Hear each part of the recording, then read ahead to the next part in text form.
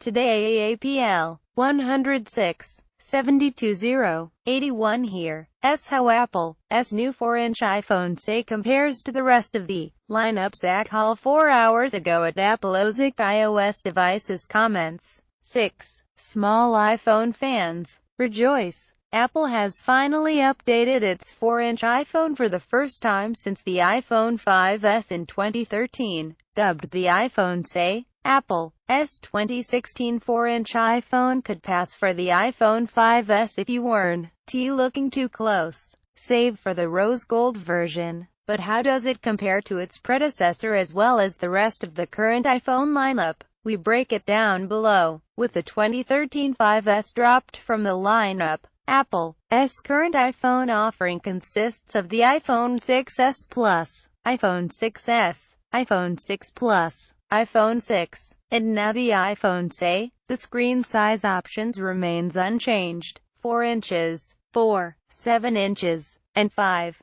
inches, but small, medium, and large doesn't necessarily equal good, better, and best in this equation regardless of which screen size you prefer. The cheaper iPhone SE may have the best battery life. The iPhone 6s and 6s Plus have 3D touch and the best cameras, but the iPhone SE has a better back camera than the iPhone 6 and 6 Plus. Simply put, it's complicated. The best iPhone to recommend is no longer the latest iPhone, at least for the next 6 months.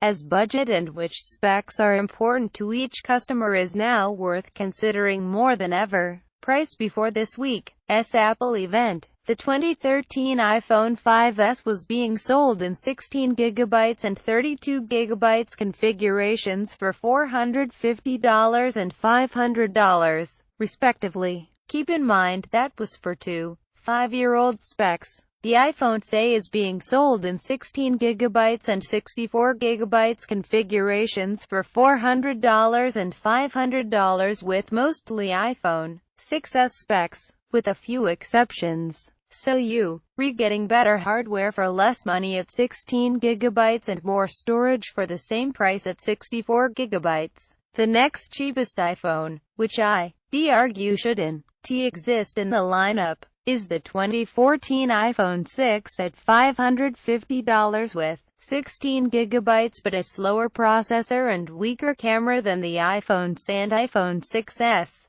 Spend $650 and you can decide between the iPhone 6 at 64GB, the iPhone 6 Plus at 16GB, or the iPhone 6s at 16GB. For very similar specs, the $400 iPhone SE is a pretty competitive offer next to the $650 iPhone 6s. But if the iPhone SE price stays the same in September when Apple likely introduces the iPhone 7, the spec gap for the $250 difference would make more sense. So would the lineup if it only consisted of the iPhone SE, iPhone 6s Plus, and iPhone 7 Plus. Camera. Apple's choice of cameras for the iPhone SE is also very interesting. The rear iSight camera is spec-D out across the board.